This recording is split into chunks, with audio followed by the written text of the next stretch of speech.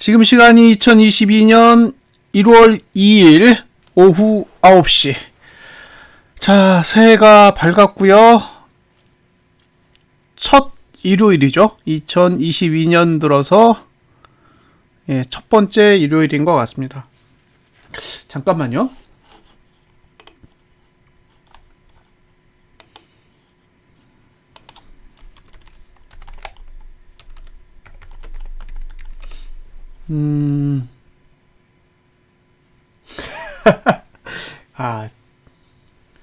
저도 갑자기 원더키디가 생각나가지고 검색을 해봤더니 2022가 아니고 2020 원더키디라네요.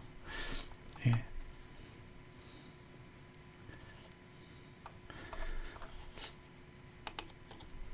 그냥 넘어가야 될 것 같습니다. 자, 새해 복 많이 받으시고요. 자, 이제 한번 살펴보겠습니다.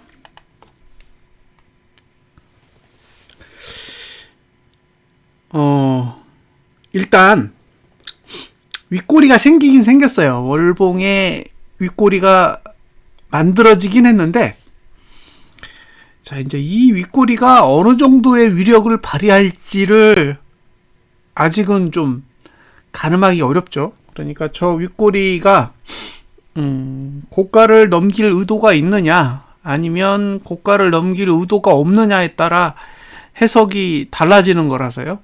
예, 고가의 영향력이 어느 정도 미치게 되느냐가 사실은 분석의 관건인 것 같아요. 자, 일단 하나씩 좀 빠르게 살펴보겠습니다. 일단 제 기준에서 제가 보여드리고 싶은 정보만 보여드릴게요. 이게 옳다라는 건 아닙니다. 제 기준에서 제가 이렇게 생각하는 게 무조건 옳기 때문에 이런 식으로 해석을 하는 건 일단 아니라는 걸 먼저 말씀을 드리고요.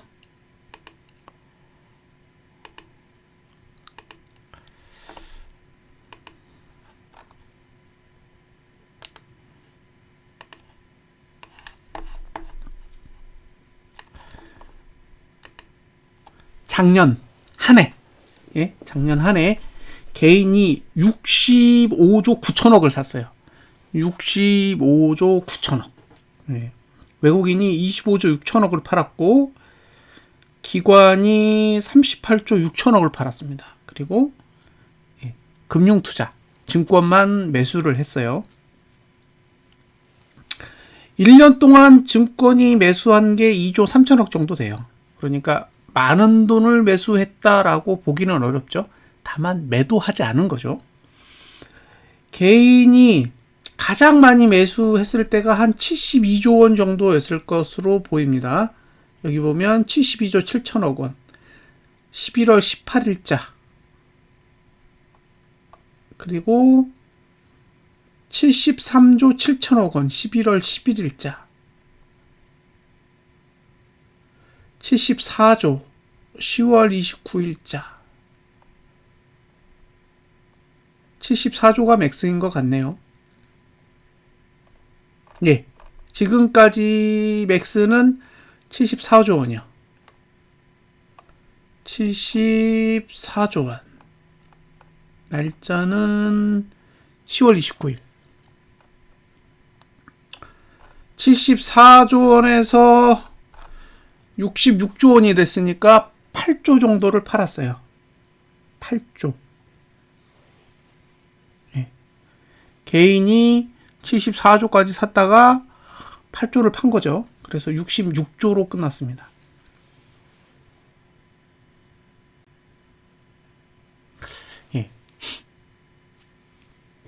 적지 않은 금액이죠. 66조라는 금액이 적은 금액이라고 생각되지는 않습니다.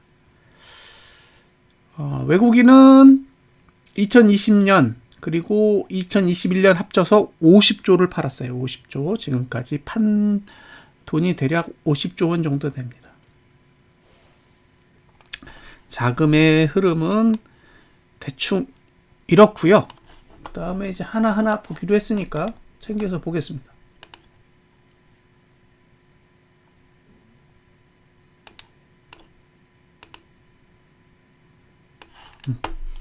지금 보셔야 될 화면은 연봉이에요, 연봉. 네, 연봉을 보시면 윗꼬리가 길어요. 윗꼬리가 길고 아랫꼬리는 짧습니다. 네, 생각하신 것보다 아랫꼬리가 길지 않아요. 그리고 양봉이죠.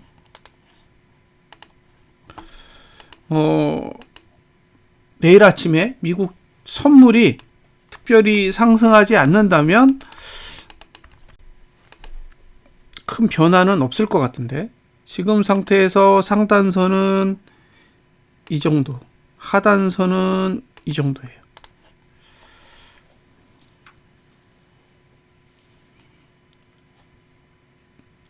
만약에 호재도 없고 악재도 없다, 그러면 올해도 박스가 될 수도 있어요.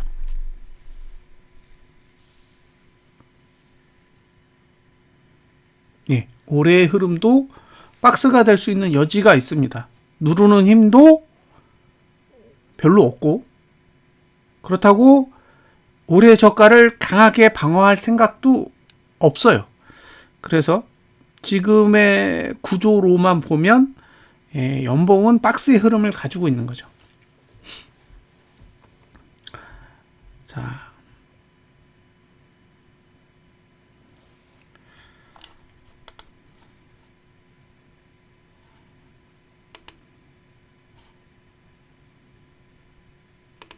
매트릭스를 추가해서 한번 볼게요.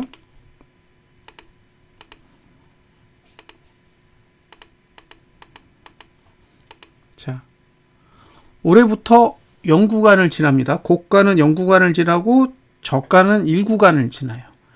그러니까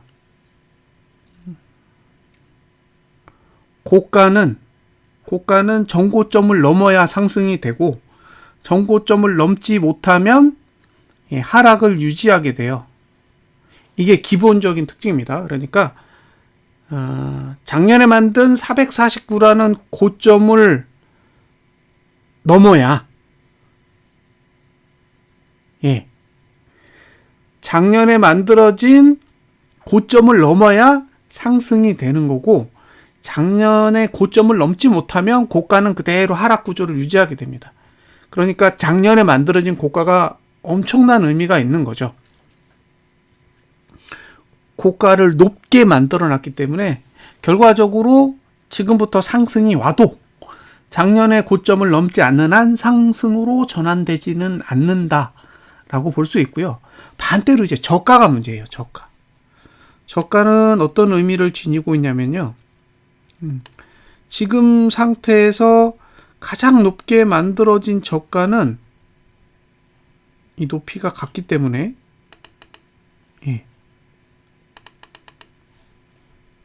여기에요. 2018년도의 저가. 이게 기준이거든요. 2018년도의 저가가 259.06입니다. 259점. 여기가 기준이란 얘기예요. 잠깐만요. 맞을 거예요. 그러니까 259.06이 기준이에요. 그런데 지금 저가는 그때를 기준으로 해서 오류가 없어요. 내려가고 있으니까. 그런데 만약에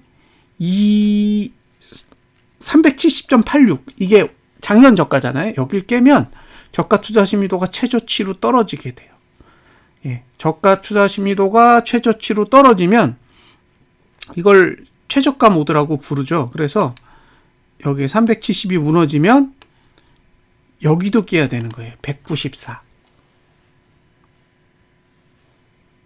그러니까 이 구조로만 딱 보면 어떤 생각이 드냐면요. 작년에 저가를 붕괴하지 않으면, 작년에 저가를 붕괴하지 않으면 매수해도 된다예요. 작년에 만들어진, 그러니까 11월 달에 만들어진 저가를 붕괴하지 않는 한 매수. 유효하다. 반대로 작년에 만들어진 고가를 넘지 않는 한 매도도 유효한 거죠. 작년에 고가를 기준으로 해서 넘지 않으면 매도, 작년의 저가를 기준으로 해서 깨지 않으면 매수. 양쪽의 투자 전략은 모두 유효한데 작년에 저점을 깨면 연봉상 최저가 모드가 나오게 돼요. 연봉상 최저가 모드가 나오게 되는데 연봉상 최저가가 작년이 아닌 재작년에 저점이라는 거죠. 그러면 194요? 196.27까지 열린다는 거예요. 그러면 저점이 붕괴되고 나면 이제 전략을 완전히 수정해야 돼요.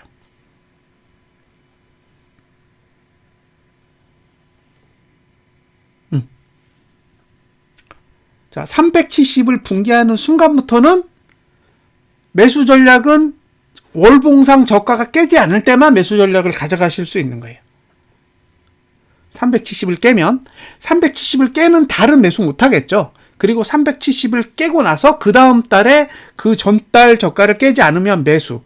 그 전달 저가를 깨면 그러면 계속 196으로 회귀하는 구조로 해석합니다. 자, 이게 연봉이 가지고 있는 특징입니다. 연봉상으로 봐도 전고점, 전저점 둘 다 방어할 생각 별로 없어요. 지금의 연봉의 형태로 봤을 때는 작년 고가 지킬 생각 없고 작년 저점 지킬 생각 없어요. 봉이 그렇게 생겼습니다. 자, 그 다음에 이제 볼린저 밴드 20 상단선이 어디 있는지 볼게요. 볼밴 20 상단선의 위치는 401.49입니다. 지금 만들어진 볼린저 밴드 20 상단선의 위치는 401.49 정도. 예, 감사합니다. 401.49. 이거 기억해 두세요. 401.49. 그러니까 여기가 저항이 될 가능성이 있어요. 저항이 될 가능성이 있기 때문에 위로 올라오면 여기까지는 갈 수 있겠다라는 생각을 일단 머릿속에 담아두자라는 거죠. 401.49까지는 올라갈 수 있다. 왜냐면 거기가 볼린저 밴드 20 상단선이니까. 작년에는 반대로 볼린저 밴드 20 상단선까지 내려왔잖아요. 그게 379였거든요. 그러니까 379까지 내려왔듯이 올해는 반대로 401.49까지는 올라갈 수 있는 충분한 공간이 있다. 왜냐면 위에서 누르는 게 없기 때문에. 그쵸? 위에서 누르는 게 없어요. 위에서 누르는 거는 400, 이게 얼마죠? P3이면 440.36에 있어요. 440.36에 있다고요. 그러니까 거기까지 가지 않는다면 401.49까지는 올라갈 수 있는 여지는 있다라고 보여집니다. 이게 연봉에 대한 이야기예요. 이걸 꼭 짚고 넘어갈 필요가 있다라고 생각이 되고요.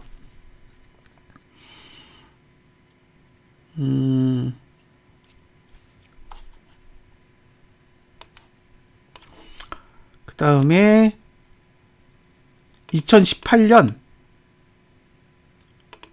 10월 달 여기를 보여드리고 넘어갈게요.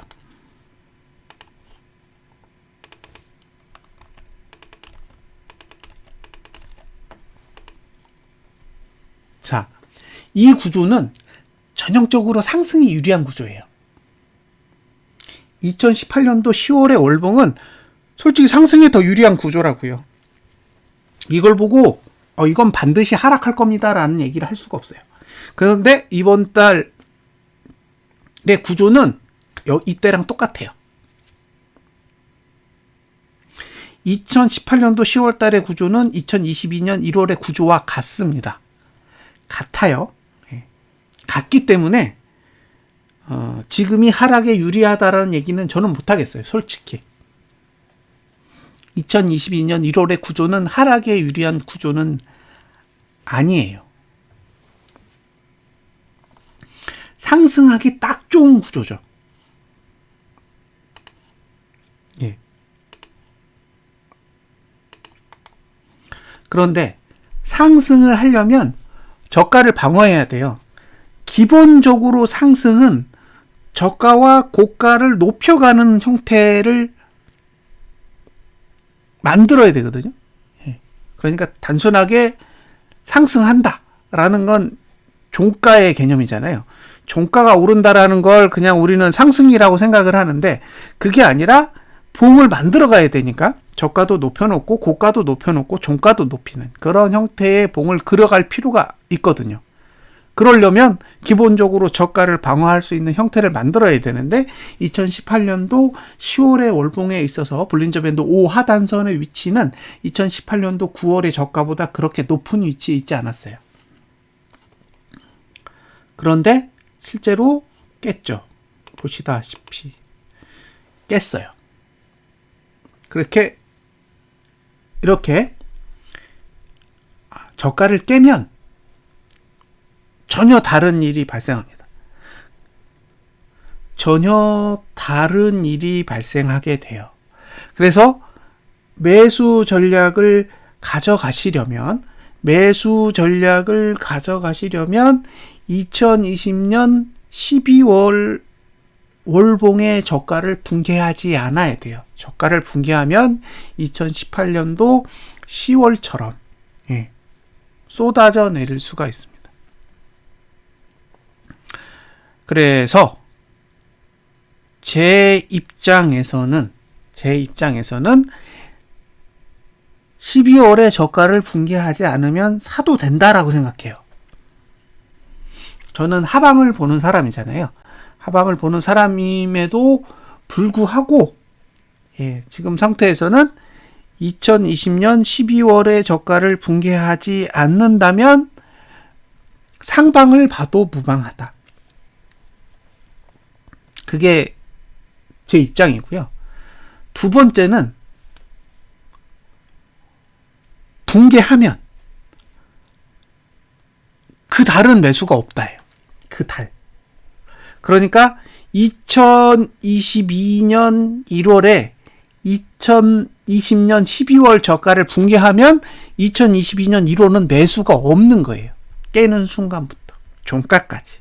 그리고 2022년 2월에 2022년 1월 저가를 깨지 않으면 다시 사도 돼요. 그런데 2022년 2월에도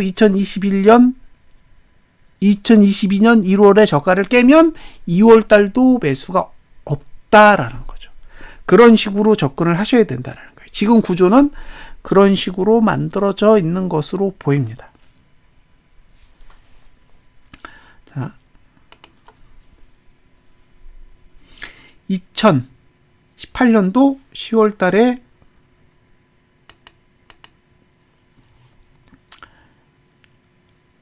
일봉이에요. 잘 보세요.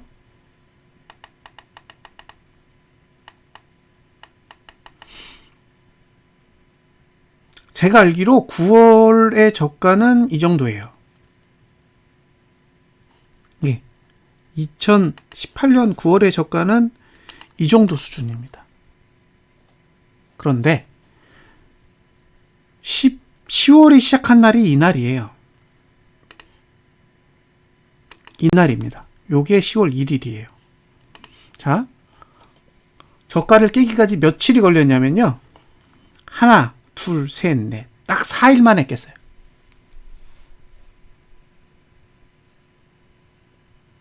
그러니까 2018년 9월 월봉에 저가를 깨는데 4거래일밖에 안 걸렸어요.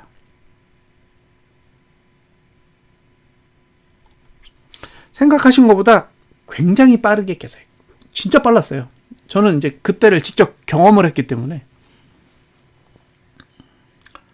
만약에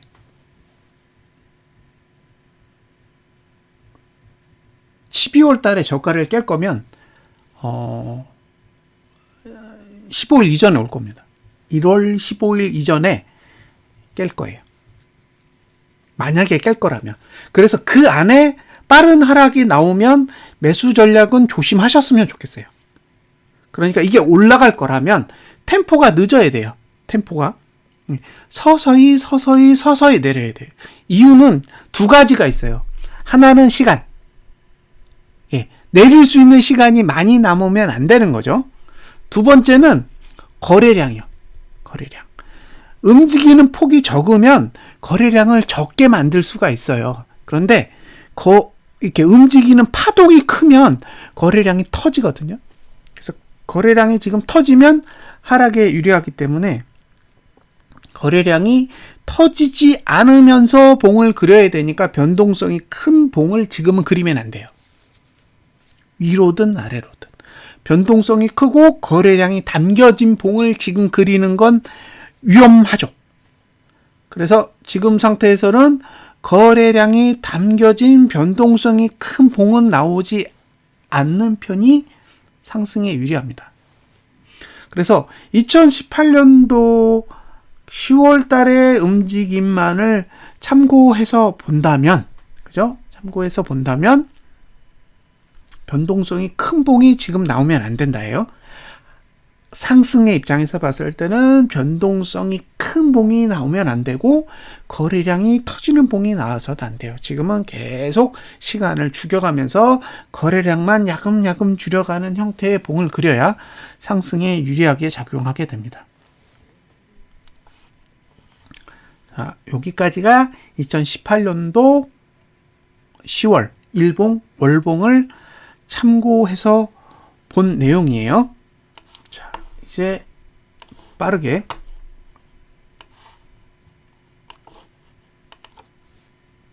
월봉을 살펴보겠습니다.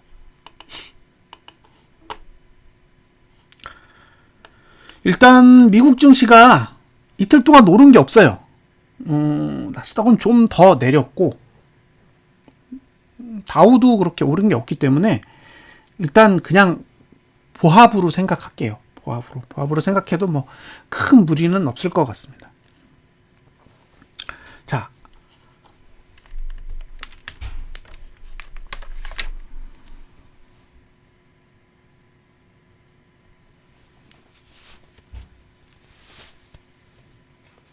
뭐 올라도 상관없고 내려도 상관없죠. 이 구조는 말씀드렸다시피 올라도 상관없고 내려도 상관없어요. 이 구조에선 어떤 얘기도 할 수 없어요. 왜냐하면 강하게 누르지도 않고 강하게 받쳐주지도 않아요. 그러니까 이 구조는 아무것도 할 수 없는 거예요. 차라리 하단선이 멋지게 발달했었다면 오히려 상승에 대한 기대감을 더 가질 수 있을 텐데 지금은 또 그것도 아니에요. 자, 일반적으로 봉은 고가, 저가 이렇게 두고요. 고가를 넘지 않으면 매도, 저가를 깨지 않으면 매수예요. 이 구조는 변함이 없습니다. 그러니까 지금은 이거밖에 사용할 게 없어요. 예? 저가를 깨지 않으면 매수, 고가를 넘지 않으면 매도. 그런데 여기 보면 상단선이 여기 있죠. 예. 하단선은 여기 있습니다. 그래서 솔직히 얘기하면 하단선은 쓰기 어려울 것 같아요. 상단선은 사실 지금의 위치에서 거리로 봤을 때는 충분히 저기까지 가도 그렇게 변동성이 크지 않기 때문에 매도할 만한 의미는 있다라는 생각이 드는데 하단선의 위치는 저기까지 내려가면 진짜 많이 빠진 거거든요. 그래서 실제로 저기 가면 매수 못할 것 같아요. 그러면 그냥 저가를 붕괴하지 않는 선에서 매수가는 그냥 저가보다 높으면 되는 거죠. 이 전략만 가능해 보여요. 그리고 매도가는 전분 고가보다 낮으면 되는데, 그죠? 여기 있으니까 요 위치를 기준으로 한번 접근해 보시면 어떨까 싶습니다. 거래량이 늘면 거래량 투자 심리도가 옆으로 가면서 최고치가 돼요. 거래량이 늘면 최고치가 됩니다. 그래서 거래량이 느는 건 상승에 절대 유리하지 않아요. 자, 요 상단선의 위치가 얼마인지 한번 볼게요.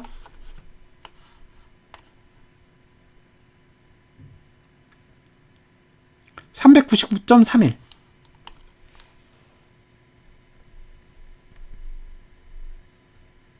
그러니까 매도가 가능한 월봉상 최초 위치는 399.31이에요. 등가 기준으로 했을 때. 참고하세요. 그러면 지금보다 5포 정도의 상승 공간이 있다라는 거죠. 그 정도 올라가도 상관없다는 얘기예요. 자, 이제 주봉으로 가보겠습니다. 주봉. 자, 주봉이요.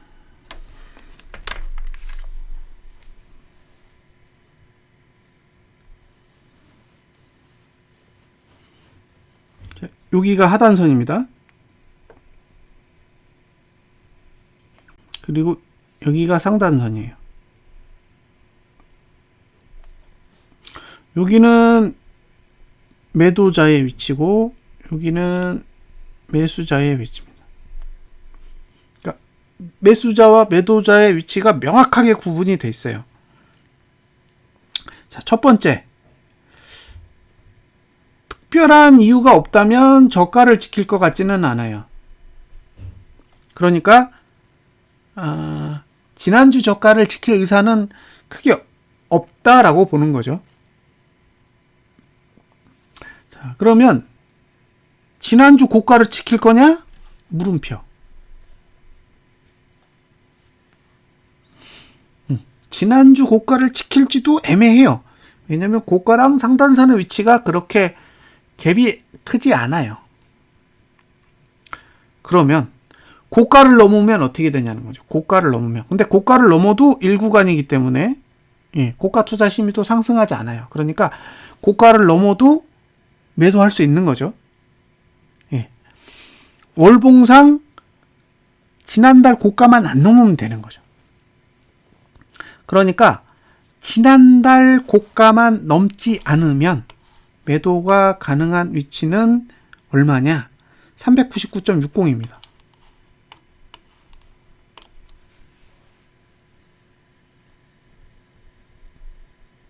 계속 399라는 수치가 눈에 들어오죠. 주봉도 399, 그 다음에 월봉도 399, 연봉은 401. 그렇죠? 그러니까 어차피 그 수준까지는 와야 매도자가 고민해 볼 수 있는 여지가 있는 거예요. 그러면 내가 매도를 들고 있다라고 했을 때는 모르겠는데, 내가 매도를 들고 있는 게 아니라 신규로 매도를 하겠다라는 생각이 있으면 399 이상의 수치에 대해서 관심을 가져야죠.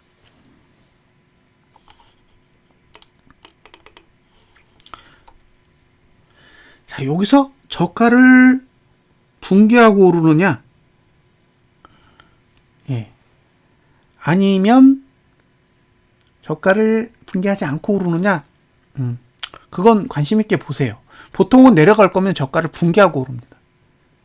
그게 일반적이에요. 저가를 붕괴한다고 해도 하단선이 바로 있는데, 하단선이 바로 있는 것에 비해 상단선이 그렇게 가까이에 있지 않아요. 주봉의 상단선, 월봉의 상단선, 연봉의 상단선이 다 멀리에 있어요. 그러니까 주봉을 바로 누르고 내려간다라고 보기에는 조금 아쉬운 거죠. 그래서 이런 부분들은 좀 관심을 갖고 보셨으면 좋겠고요.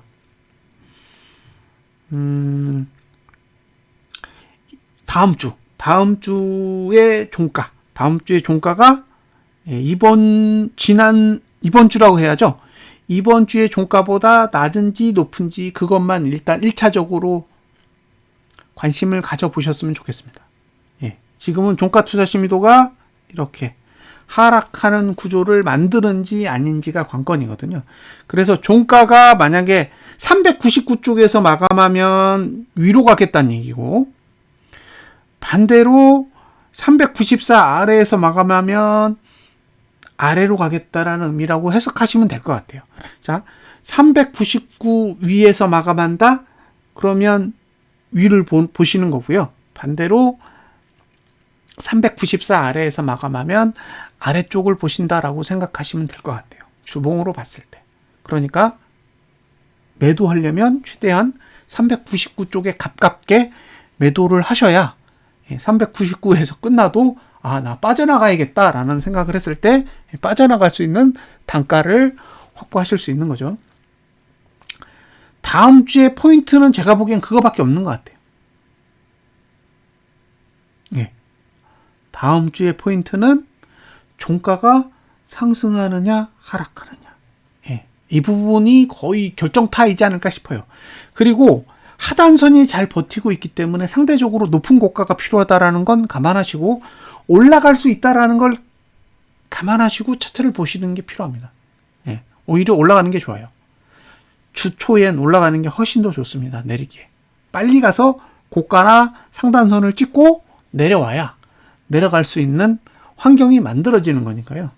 올라가면 그래도 빠르게 일단 고점을 찍으려는 의지는 있나 보다라는 생각을 한번 하세요. 하시고 올라가서 안 떨어지는 건 문제인데 올라가는 건 문제가 되지 않아요. 오히려 올라가는 게 나을 수도 있어요.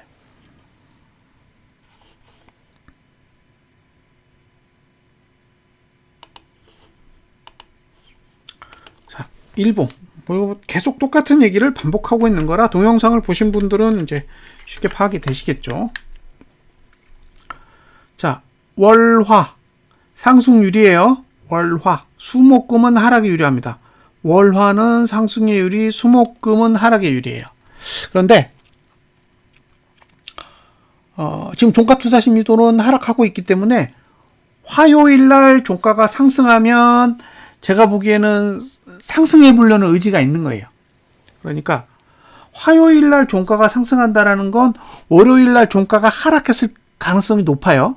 월요일 날 종가가 하락해서 주봉의 하단선 아래에서 마감했는데 미국 증시가 오르면 화요일에 올리면서 종가를 상승시키겠죠. 그러면 주봉상 하단선 위로 주가가 올라오게 돼요.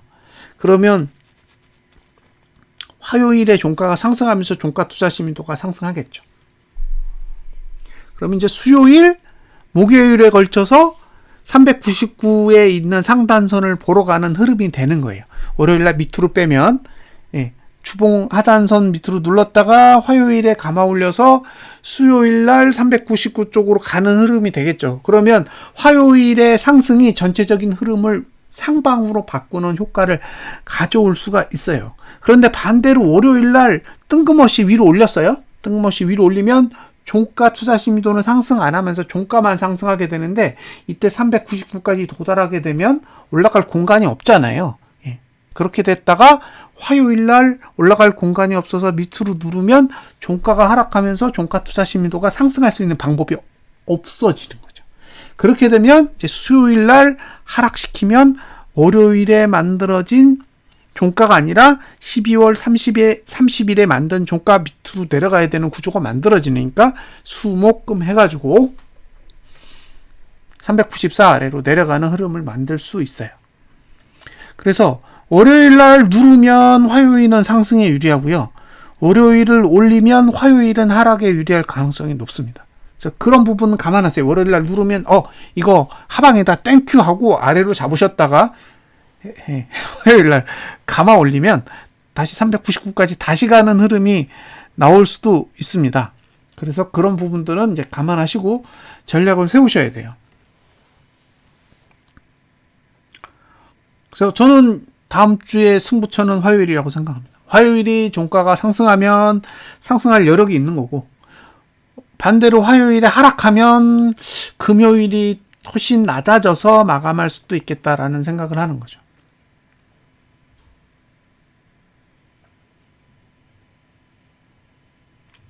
여기까지가 이제 제 머릿속에 있는 내용들입니다. 1월 첫째 주에 하락을 하게 되면 이제 둘째 주부터 아래가 열리니까요. 그러면 그때는 한번 기대를 해봐야죠. 그리고 이제 저가를 깬다라는 개념에서 한번 생각을 해보세요. 주봉이 1월 둘째 주부터 전봉의 저가를 깨는 상황이 오게 되면 그 다음에는 월봉이란 말이에요. 그러니까 주봉의 전봉 저가를 깬다라는 건 그 다음에는 타겟이 월봉으로 옮겨가는 건데, 아까 연봉에서 보여드렸다시피 작년 저가를 방어할 수 있는 힘이 없어요. 작년 저가를 방어할 수 있는 힘이 없는데 월봉에도 그게 없다고요. 그러니까 월봉, 월봉, 연봉 둘 다 작년의 저점을 방어할 수 있는 방법이 없는 상태에서 주봉이 하단선을 없애면서 전봉 저가를 깨는 그런 상황이 발생하면 확률상 어쨌든 저점 테스트는 한 번은 하지 않겠느냐라는 게 제 개인적인 생각이고요. 그런데 연봉은 작년에 저점을 깨면 최저가 모드가 만들어진다라고 말씀을 드렸잖아요. 그러면 196대까지 열린다고요. 370을 무너뜨리는 순간 196대까지 열리는 거니까, 그러면 이제 196을 갈 거냐 말 거냐를 판단하는 방법은 월봉상 저가를 붕괴하느냐 붕괴하지 않느냐만 보시면 되는 거예요. 그러니까 1월달에 12월 저가 깨면 1월달은 매수 없고, 2월달에 1월달 저가를 지키면 어차피 196으로 가는 게 아니니까 매수해서 위로 올라가는 걸 도모할 수 있겠죠. 그런데 2월달에도 1월달을 저가를 깨면 2월달에도 또 내려가는 걸 그대로 뒀다가 3월달에 2월달 저가를 깨지 않으면 매수 전략을 가져가시는 그런 형태의 매수 전략은 가져갈 수는 있는데, 그 봉에서 공략하기에는 상당히 어려울 수도 있다라는 그런 의미입니다. 그래서 지금 전략은 하나하나 보시면 돼요. 저가를 깨면 일단 일봉은 제끼고요. 일봉은 제껴놓고 주봉이 전봉 저가를 붕괴하면 일단 월봉의 저가까지 열어두는 거기 때문에 매수 전략은 한 템포를 죽이는 거예요. 저가를 깨는 상황이 발생하면 다음 주는 하단선이 발달돼 있으니까 주봉상 저가를 깨도 매수 전략을 가져갈 수는 있다라고 생각합니다. 그런데 첫 번째 주가 하락하면 두 번째 주부터는 매수 전략을 가져가기에는 상당한 부담이 있을 것으로 보입니다.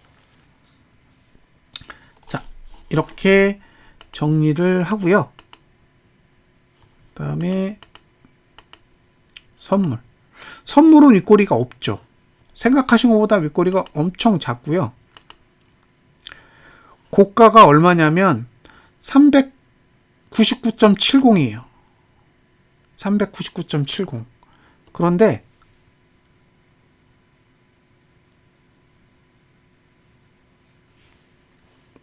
선물의 상단선은 399.70보다 높은 곳에 있어요. 그래서 여긴 충분히 넘을 수 있다라는 생각이 드는 거죠. 넘을 수 있다. 근데 기준은 코스피 200이라고 보시면 돼요. 자, 그리고 하단선의 위치가 372.70인데 만약에 372.70까지 오게 되면 현물도 여기까지 오는 거거든요. 그러면 답이 없어요. 372.70은 현물에서는 이 수치가 저가를 방어할 수 있는 수치가 아니에요. 이 정도거든요. 깨진다는 얘기예요. 그러니까 선물상 하단선을 오면 끝이에요. 끝. 게임 오버. 오면 안 돼요.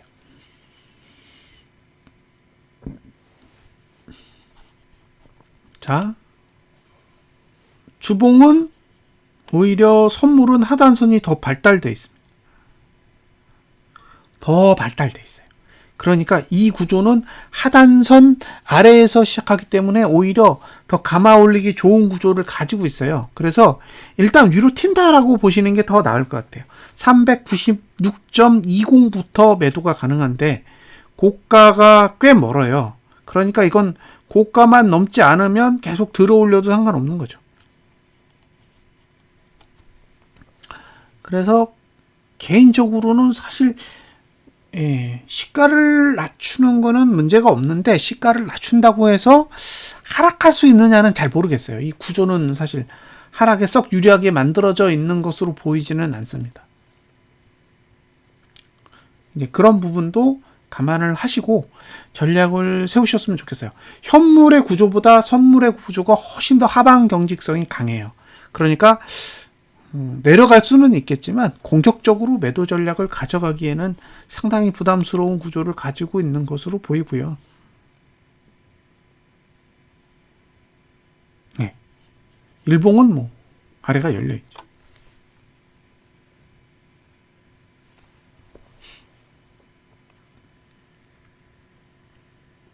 그래서 지금 상태에서는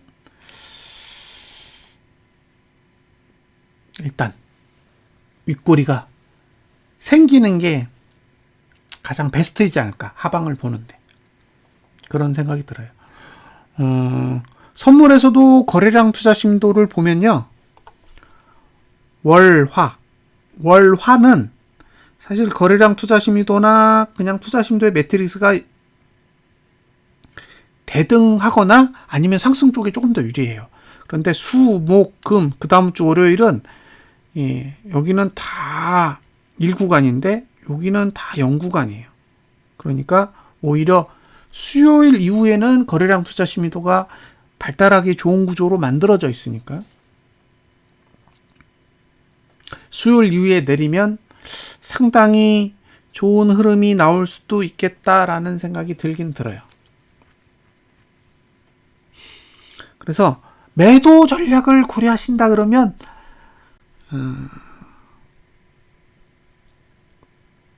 개인적으로는 화요일이 타겟으로 보여요. 화요일이 타겟. 종가가 하락하면 성공.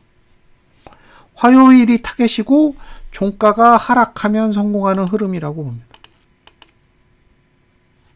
그러니까 월요일에는 외국인이 선물 매수를 해도 돼요.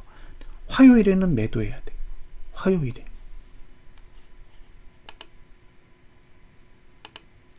자, 코스피는 정말 정직하게 그렸어요. 여기는 딱 상단선 못 넘고 끝났습니다. 예. 힘이 균형이 있어요. 코스피 200은 그렇지 않은데 오히려 코스피는 상당히 정확하게 움직이고 있어요. 여기 상단선의 위치는 3018이요. 3018. 하단선은 이거는 못 믿겠고 이건 너무 낮아요. 2847까지 오면 저는 끝났다라고 보고요.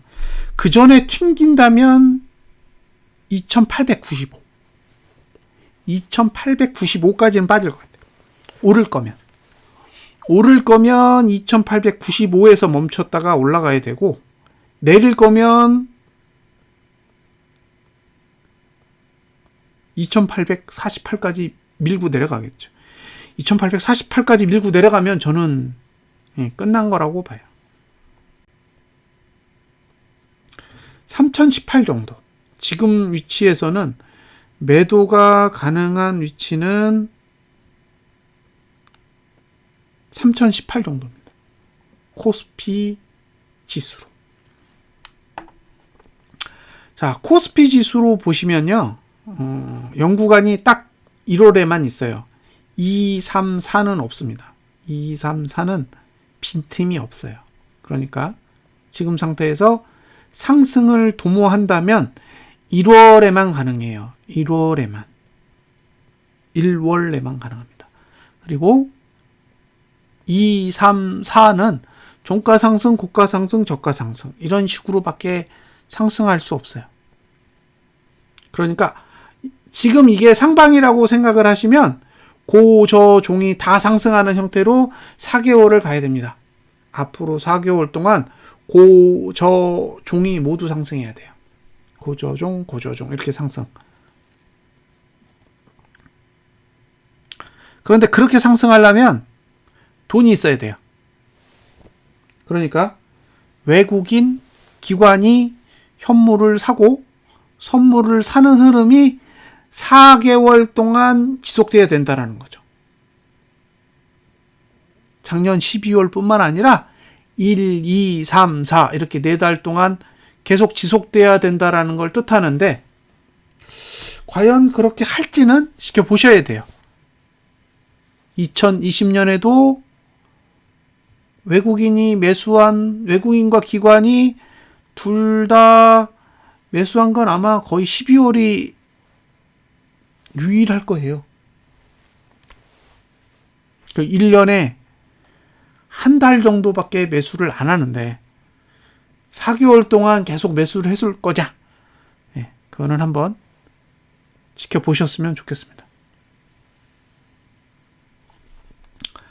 주봉 똑같죠? 예, 주봉 하단선에 시작해서 상단선의 위치는 3016 정도에 있으니까 지금 코스피 지수는 딱 3018 라인에 다 걸려 있는 거예요. 매도가 3018 라인에 딱 걸려 있어요. 그래서 저는 일단 저기 갈 것 같아요.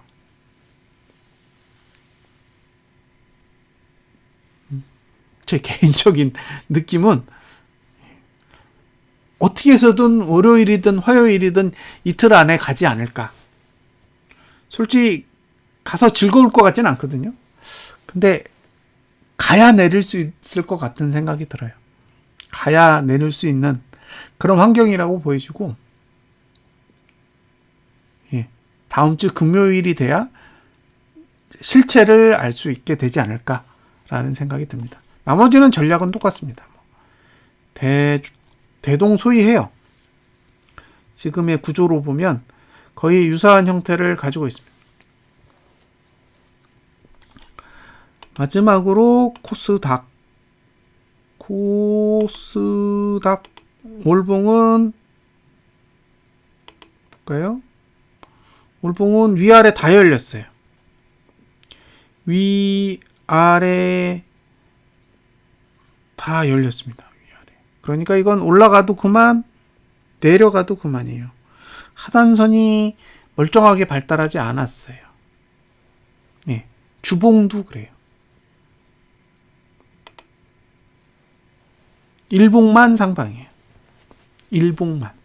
근데 일봉은 월, 화, 수, 목요일부터 하락에 유리해요.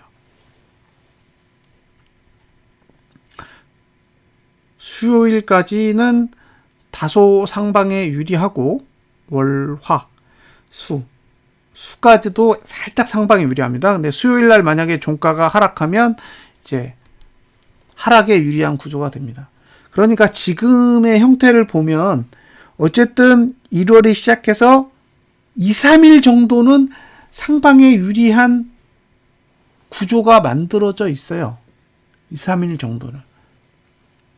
그리고 나서 추가적으로 계속 올라갈 건지 아니면 마무리 지을 건지, 그게 아마 수목 정도가 되면 판단할 수 있지 않을까라고 보여집니다. 그 정도 날짜 정도는 도달을 해야 방향을 읽을 수 있을 것으로 보입니다. 이게 오를 거면 밑으로 먼저 떨어져야 돼요. 그러니까 월요일날 깊은 하락이 오면 오히려 상승에 유리한 흐름이 되는 거고요. 반대로 월요일에 오르면 하락에 유리한 흐름이 돼요. 월요일에 내리면 하단선 아래에 있기 때문에 화요일은 상대적으로 상승시키기에 유리한 상황이 되는 거고요. 반대로 월요일에 오르면 매도하기에 유리한 가격대가 되기 때문에 화요일에 종가를 누르기 유리해집니다. 그러니까 월요일 하락이면 쉽게 매도를 보기 어려울 것 같고, 반대로 월요일에 상승이면 쉽게 상방을 보기 어려울 것 같아요. 자, 이제 곧버스 보겠습니다. 아쉽죠? 예, 아쉬워요.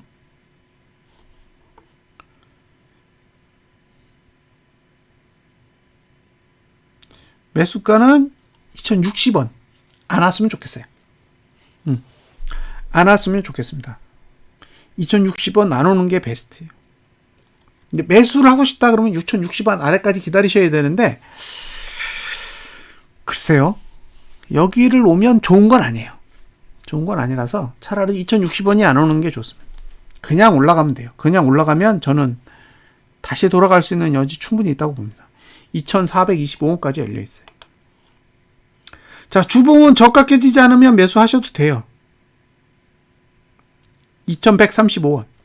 그러니까 월봉의 하단선은 2060원에 있고 주봉의 하단선은 2135원에 있는 거예요. 어떤 것을 쓰실지는 본인이 결정하세요. 저는 적어도 2135원은 찍을 거라고 봐요. 2135원은 찍을 거라고 보이기 때문에 결과적으로 한번 해보려면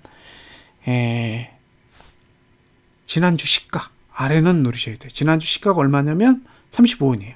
저 가격을 찍어야 돼요. 잘 보세요.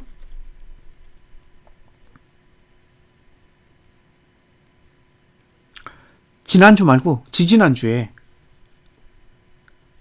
상단선을 먼저 탔어요. 상단선을 막 타고 있다가 주말 되니까 밑으로 쭉쭉쭉쭉 밀고 내려와요. 아마 경험해 보셨으니까 잘 아실 거예요. 그게 최악이에요.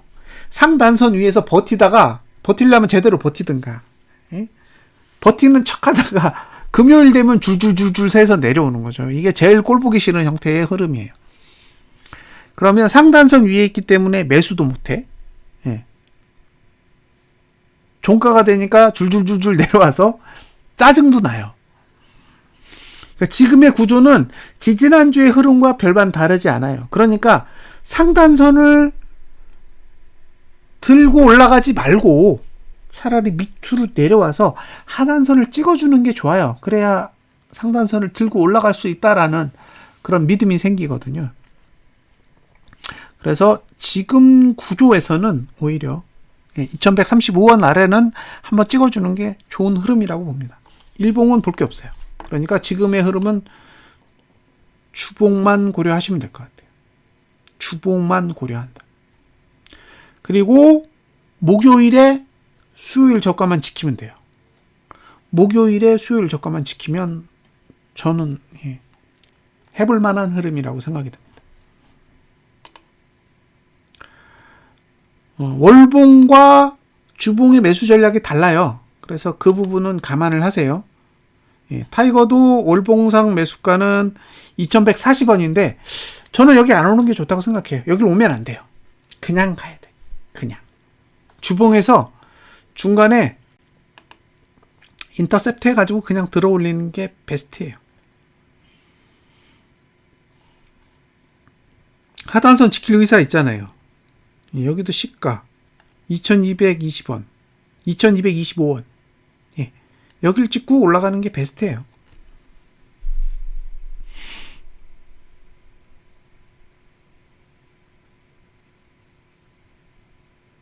네. 지금 흐름에선 저는 그게 베스트라고 봐요. 그러니까 주봉이 만들어진 하단선을 이용해서 월봉의 하단선을 붕괴하지 않는 거죠.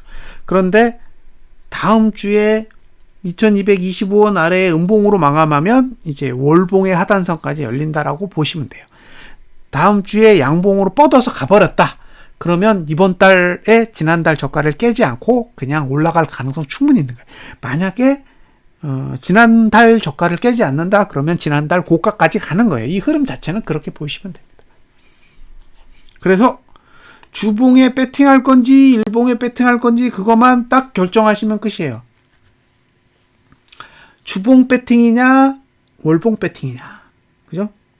월봉의 전봉 저가를 붕괴하면 월봉 하단선까지 기다리시면 되고, 월봉의 전봉 저가를 붕괴하지 않으면 주봉이 막아버릴 거니까, 그러면 그냥 주봉 매수하고 한번 도전해 보시는 거죠. 그렇게 판단하시면 될 것 같아요. 결론은 목요일에 수요일날 저가를 지키느냐, 아니면 수요일에 화요일 고가를 넘느냐, 이 두 가지만 보시면 될 것 같습니다. 자, 현물은 흐름이 바뀌었죠. 월이 바뀌기 때문에 이제 다시 보시면 돼요. 12월 달에 얼마를 매수했느냐 전혀 중요하지 않아요. 전혀 중요하지 않습니다. 다시 계산하시면 돼요. 그런데 선물은 지금 개인 매수입니다. 개인이 선물을 매수해요. 외국인은 매도하죠. 상장일 기준이 아니라 만기일 기준이니까 다소 차이가 있긴 있는데 어쨌든 외국인이 만기일 이후에는 선물을 매도했다라는 점은 감안을 하시고 전략을 세우셨으면 좋겠고, 외국인이 선물 매도를 쌓으면 하방이 되는 거예요. 외국인이 선물 매도를 쌓으면 하방이 되는 거고요. 개인이 여기서 선물 매수를 더 쌓으면 상방으로 가기 힘들어요. 6천억대 정도까지는 어느 정도는 동일하겠는데, 이게 이제 조 단위까지 올라가면 이거 작살내기 위해서 한동안 내려갈 수도 있어요. 그래서 자금의 흐름도 잘 챙겨 보십시오. 12월 달에 양봉을 내면서 외국인과 기관이 매수 많이 했기 때문에 1월 달에도 외국인과 기관이 엄청 많이 매수할 거다라고 생각하고 바라보지 마시고 그냥 평행선에서 다시 시작점에서 바라보세요. 그래서 매수를 하면 상방인 거고, 외국인과 기관이 매수를 하면 상방이 되는 거고, 매도를 하면 하방이 되는 거예요. 12월처럼 개인이 공격적으로 매도에 나서도록 유도를 할 건지, 아니면 개인에게 왕창 선물을 줄 건지, 그 과정을 잘 보시고요. 저는 두 번째 주 안에 답이 날 거라고 봐요. 그러니까 10거래일 안에 상방이든 하방이든 답을 내지 않을까 싶어요. 특히 첫 번째 주의 종가는 정말 중요합니다. 첫 번째 주의 종가는 상당한 의미를 지니고 있기 때문에 관심 있게 보세요. 그러니까 첫 번째 주의 코스피 200 지수의 종가가 하락하면 확률상 하락이 더 세다고요. 화요일 날 종가가 하락하면 이번 주 종가는 하락할 확률이 크다라고 보는 거죠. 그러니까 다음 주에서 가장 관심 있게 보셔야 될 건 화요일에 종가가 하락하느냐, 그죠? 화요일에 종가가 하락하느냐고, 그 다음에 금요일에 종가가 12월 30일 종가보다 낮으냐, 이 두 가지가 체크 포인트예요. 만약에 화요일 종가가 상승하면 이번 주, 다음 주 주봉의 종가가 어쩌면 상승으로 마감할 수도 있고요. 화요일에 종가가 하락하면 금요일에 주봉 종가도 하락할 확률이 커지는데, 그 상황이 오게 된다면 1월 달은 두 번째 주부터는 상당한 변동성을 겪게 될 거고, 만약에 하락한다 그러면 생각보다 큰 폭의 변동성이 나오게 될 텐데, 변동성이 커지면 거래량이 증가하는 상황이 벌어질 것이기 때문에 그러면 이제 전반적으로 하락에 유리한 흐름이 만들어질 수도 있어요. 거래량을 줄여야 월말이 됐을 때 남은 거래량을 가지고 끌어올려요. 이 흐름을 1월 달에 충분히 보셨을 거예요. 예, 거래량이 남아돌면 그냥 그 거래량 막 쏟아부으면서 들어올릴 수가 있어요.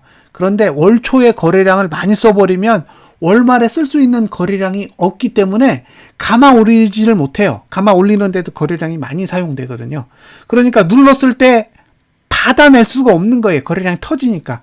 그래서 월 초에 거래량이 증가하는 흐름이 나오면 상대적으로 상승에 유리한 거는 아니다라고 보실 필요가 있습니다. 11월에 거래 일수가 19일인가 20일인가 그럴 거예요. 그런데 작년 12월에 거래 일수가 22일이었는데 거래량이 80%대밖에 안 나왔기 때문에 실질적으로 거래량이 많이 나온 게 아니에요. 그래서 거래 일수가 줄었지만 거래량이 상당히 줄어 있는 상태라서 어쨌든 1월 달은 관심 가지고 한 번 더 지켜봐야 되고요. 거래량이 늘면 12월 달에 올린 건 의미가 없어지는 거예요. 1월 달에도 상승하려면 12월 달처럼 또 거래량을 줄여야 되고요. 거래량을 줄이려면 횡보 전략이 필요합니다. 그래서 중간중간에 의미 없이 시간을 때우면서 막 옆으로 이렇게 가는 흐름들이 나오는데, 그런 게 대부분 거래량을 줄이기 위한 시간 때우기용 횡보거든요. 그래서 지금 상태에서는 올라갈 거면 예, 올라간 뒤에 계속 며칠간 횡보했다가 들어올리고 하는 흐름으로 갈 가능성이 높고요. 거래량을 일단 늘리면 안 되니까. 이게 하락으로 갈 거면 두 번째 주 정도 돼서 거래량과 변동성을 키우는 그런 흐름이 나올 것으로 보여집니다. 어쨌든 다음 주 금요일에 종가가 1월 달에 있어서 가장 중요한 기준이 될 겁니다. 종가 하락하면 하락 쪽에 무게 두시고요. 종가가 상승하면 상승 쪽에도 무게를 두시고 보셔야 됩니다. 자, 그러면 오늘 방송은 여기까지 마무리 짓도록 하겠습니다. 새해 복 많이 받으시고요. 오늘 혹시 새로 오신 분 있으시면 톡에다가 이야기를 좀 해주시면 제가 소개를 좀 해드릴게요. 자, 여기까지 분석 마치겠습니다. 감사합니다.